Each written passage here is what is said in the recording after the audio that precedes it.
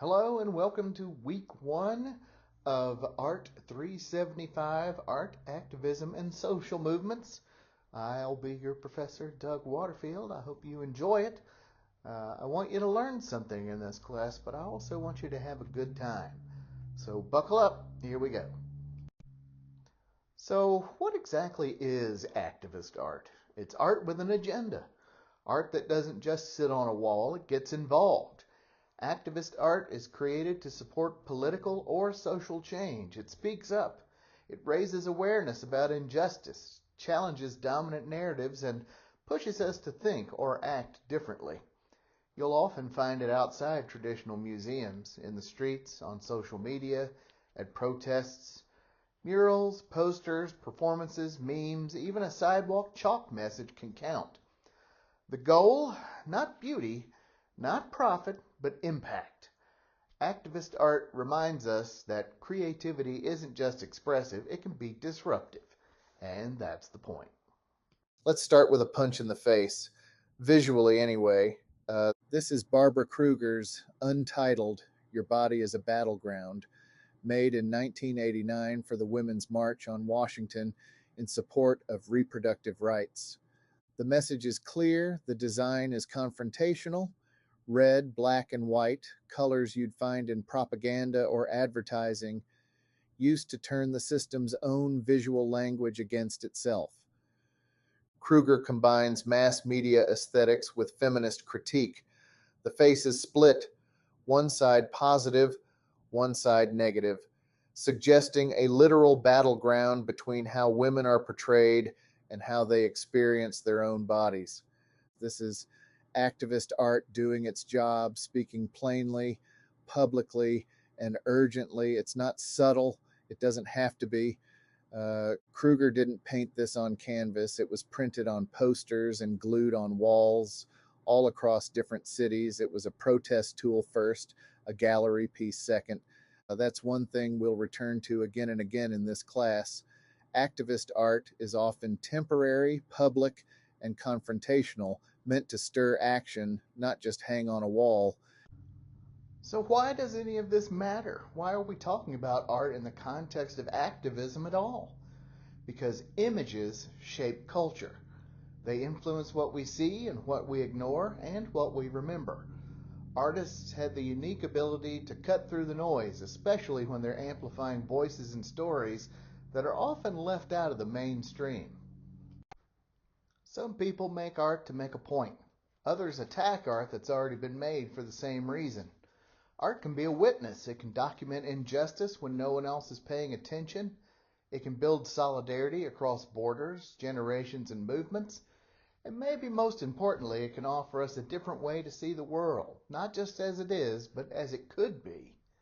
Activist art doesn't always give us answers, but it does always push us to ask better questions. Some people make art to make a point. Others attack art that has already been made for the same reason. Art can be a witness. It can document injustice when no one else is paying attention. It can build solidarity across borders, generations, and movements. And maybe most importantly, it can offer us a different way to see the world, not just as it is, but as it could be. Activist art doesn't always give us answers, but it always pushes us to ask better questions. Before we dive into the present, let's take a step back. Activist art didn't begin with hashtags or street murals. It has deep roots. Across centuries, artists have used their work to question authority, expose injustice, and rally people to action. Some challenged monarchs with biting satire, others captured the horrors of war or stood up to censorship and oppression. So, next, we'll look at a few powerful moments from the past, examples that remind us this isn't a new phenomenon. Art has always had a political edge. We're just sharpening it in new ways today. Goya doesn't flinch. In the disasters of war, he drags us face first into the brutality of the Peninsular War between Spain and Napoleonic France. No glory, no heroism, just raw human suffering. This series of 82 prints was never published during his lifetime, too politically dangerous. Instead, Goya etched his despair into copper plates, capturing mutilated bodies, executions, famine, and despair. He titles them with biting phrases: "This is worse. I saw it. And it can't be helped." They read like witness statements, because that's what they are. Goya wasn't just documenting violence, he was indicting it. His work isn't neutral, it's accusatory, graphic, and deeply modern in its refusal to justify horror through patriotism or religion. The disasters of war became a blueprint for anti war imagery, echoed by artists from Otto Dix to Pablo Picasso. It reminds us that art can do more than decorate, it can disturb, and sometimes that's exactly what's needed. This is the lithograph that nearly got Honoré Daumier thrown into prison, and it did get him fined and jailed for 6 months. In Gargantua, Daumier depicts King Louis Philippe, the Citizen King, as the bloated giant from Rabelais' satire. The king is seated on a throne ramp, consuming massive amounts of public funds. Officials carry sacks of taxes into his gaping mouth, and golden favors, medals, titles, and appointments slide out the other end into the waiting hands of his cronies. Below, the poor literally crawl up planks to feed the machine. Daumier was not subtle, and that was the point. He used exaggeration and grotesque caricature to expose the corrupt feedback loop between monarchy and bureaucracy. This was more than mockery. It was political resistance through print. Lithography made this kind of mass-produced protest art possible.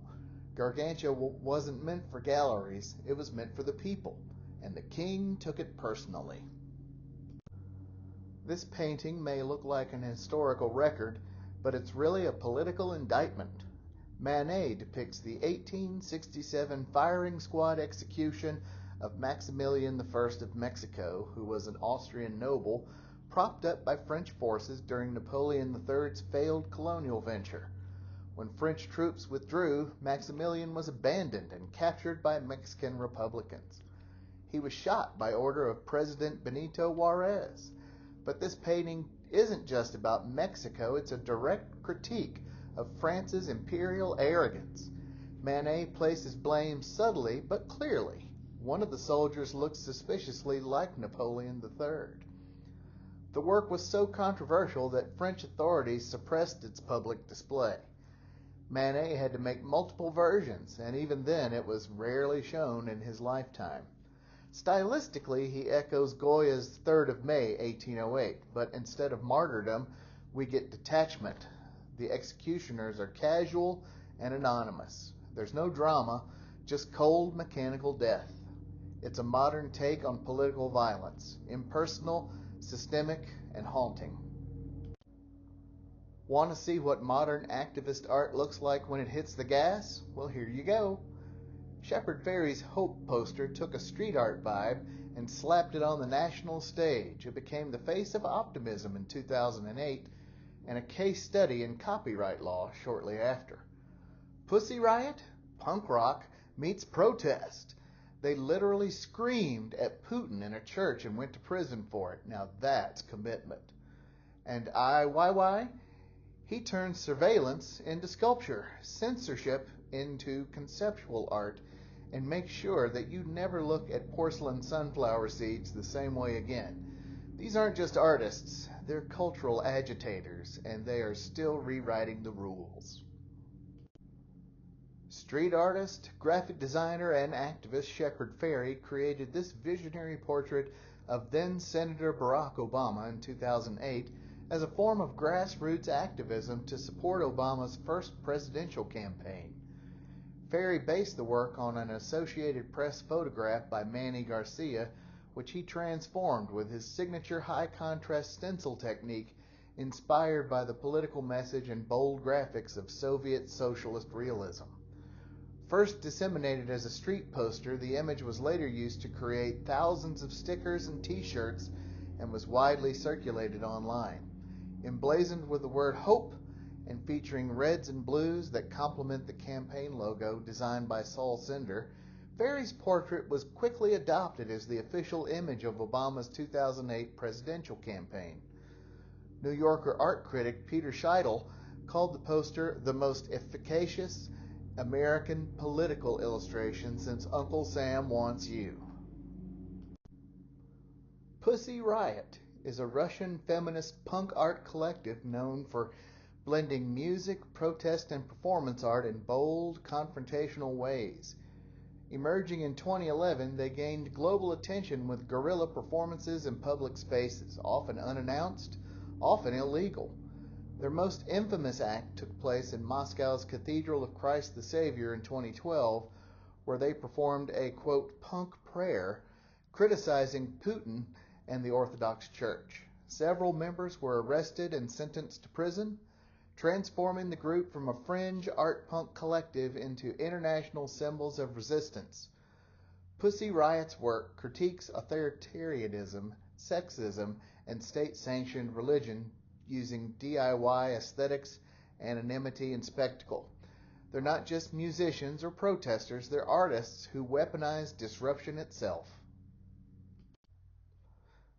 This massive installation by Ai Weiwei covered the facade of a museum in Munich with 9,000 colorful children's backpacks. From a distance, it looks abstract, maybe even playful, but it carries a devastating message. Each backpack represents a child who died in the 2008 Sichuan earthquake in China. Many of the victims were students crushed in poorly constructed schools. The government tried to suppress the true death toll. Ai Weiwei refused to stay silent. He spelled out a sentence from one grieving mother using the backpacks.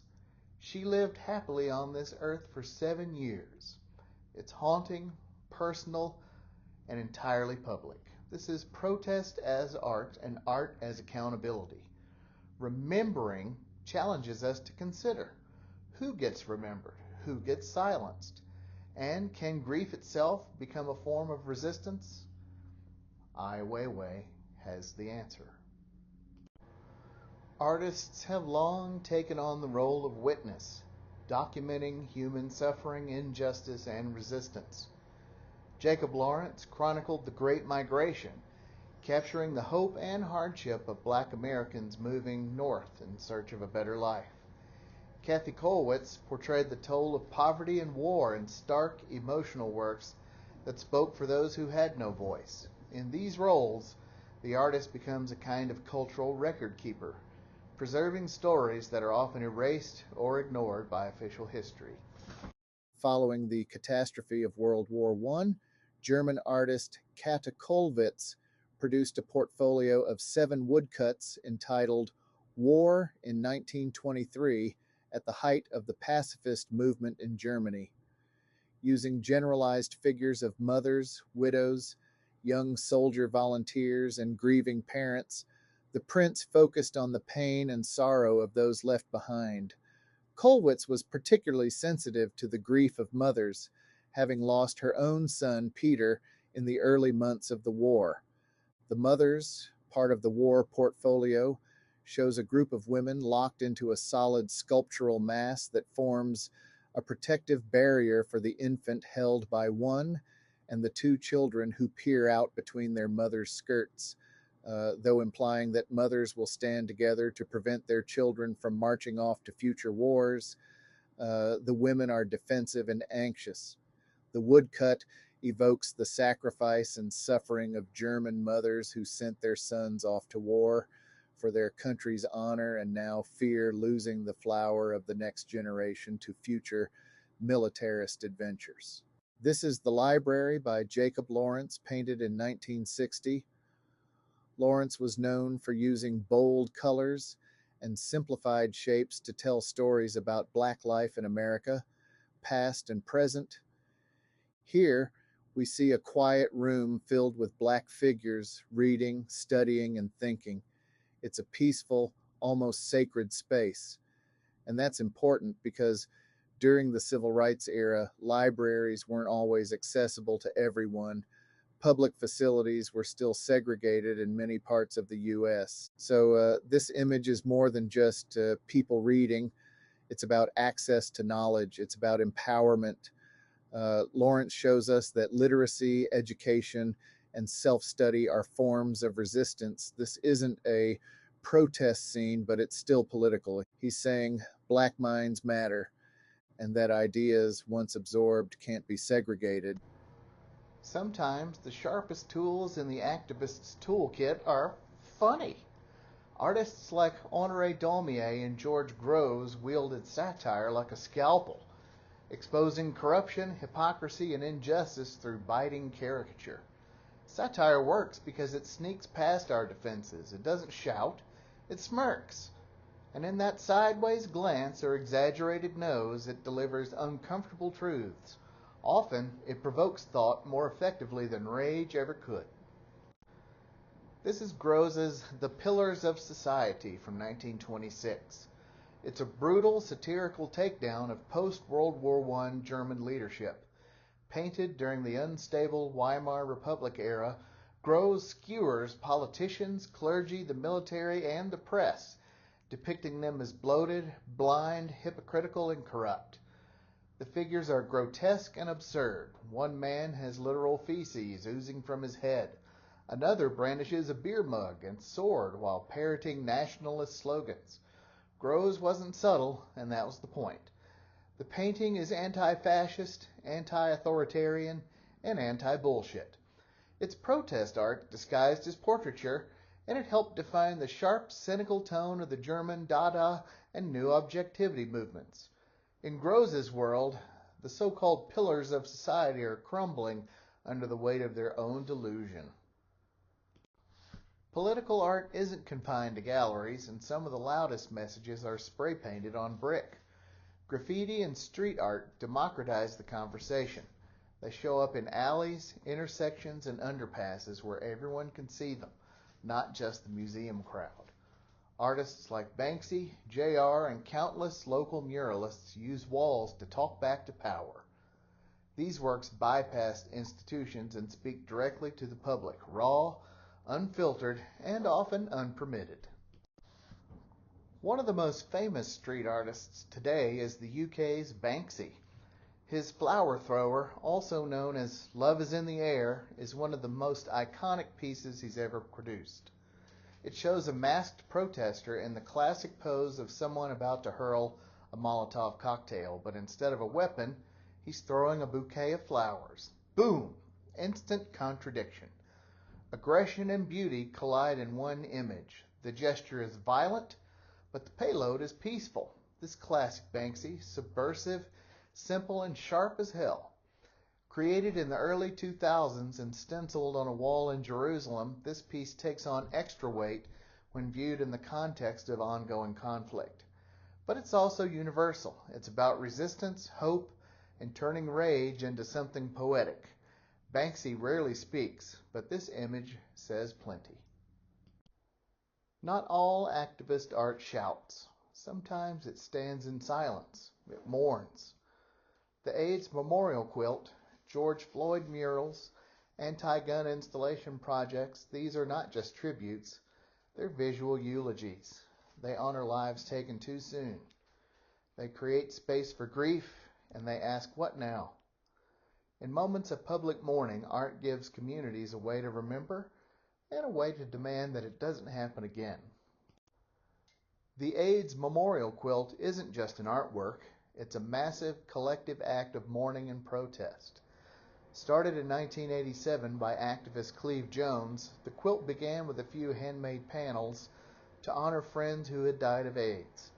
Today, it spans over 50,000 panels and weighs more than 50 tons. Each piece is made by someone grieving, partners, parents, siblings, friends, and together they form a patchwork of lives lost, names remembered, and a love that refused to stay silent.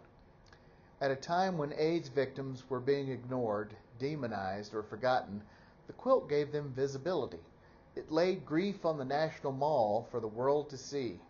It's soft, but it shouts. It says, "These people mattered." This is what a political act made from fabric looks like. Activist art doesn't always come from a single artist with a brush or a microphone. Sometimes it's a wall filled with dozens of hands, a banner stitched by strangers, a zine passed around at a protest. Community murals, collective printmaking, protest signage, these are acts of shared expression. They build solidarity, amplify local voices, and remind us that making art isn't just for the chosen few. Everyone has something to say. Everyone can be an artist. So here's the eternal art school debate. Is protest art really art? Some critics will say no because it has an agenda, because it's too direct, or because it dares to speak to real world issues. But let's be honest, all art has context. Even the most pure abstraction is tangled up in the artist's life, the politics of the time, or the desire to be seen as revolutionary. The line between art and activism, often imaginary, and the people who draw it are usually just defending the status quo. This is a billboard by the Center for Bioethical Reform in the UK. It's part of a highly controversial anti-abortion campaign. It uses graphic medical imagery to provoke a visceral emotional response. So, is it art? That depends on your definition. It's designed, composed, and deployed with visual strategy. It makes a claim, it demands attention, and it's undeniably political. Like many forms of protest art, its goal isn't aesthetic pleasure, it's persuasion. But does intent alone make it art, or just propaganda? What's important here is that visual culture, regardless of our agreement with its message, shapes public dialogue. Whether you find this image powerful or manipulative, it raises the same core questions we ask of all activist art. Who made it? Who is it speaking for? And what kind of reaction does it seek to generate? I think it's important to note that activist art isn't automatically good just because it's loud. Some of it misses the mark, or worse, punches down. We have to ask hard questions. Who is this art really for? Who's being represented? And who's being used? Is it raising awareness or just raising the artist's profile? And let's be honest, sometimes what looks like reaching out is actually just showing off. In 1986, over 6 million people held hands in a human chain stretching from New York to California. It was called Hands Across America, a charity event meant to raise awareness and funds to fight hunger and homelessness. For 15 minutes, Americans from all walks of life stood side by side, singing, swaying, and sweating in the May sun. The image was powerful, but the reality? Mixed results. The event raised about $34 million, but after the expenses, less than half of that actually went to the cause. Still, it was an early example of spectacle activism, an attempt to turn empathy into theater. Whether it was deeply moving or just performative depends on your perspective. Either way, it showed the power and limitations of symbolic unity. Digital platforms have radically changed how protest art spreads. From memes and viral TikToks to Instagram slideshows and zines, visual resistance now travels at lightning speed. But this shift raises new questions. Who owns the message once it's reposted a million times? Is it sparking real change or just fleeting outrage? And can something go too viral, too fast for its own good? In June of 2020, millions posted black squares on Instagram for hashtag Blackout Tuesday. While well-intentioned, the posts unintentionally flooded hashtags like hashtag Black Lives Matter, burying vital real-time information about protests, bail funds, and police violence updates. Activists criticized the campaign for being performative, easy to post, but detached from any real, meaningful action.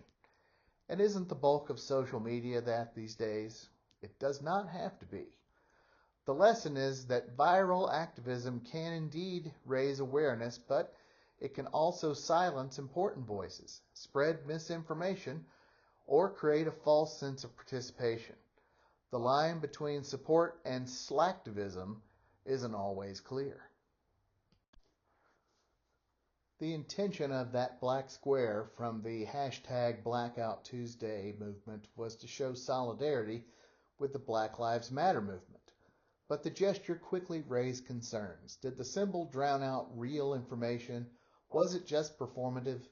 The campaign revealed both the power and pitfalls of viral activism, reminding us that clicks aren't always change, but visibility still matters.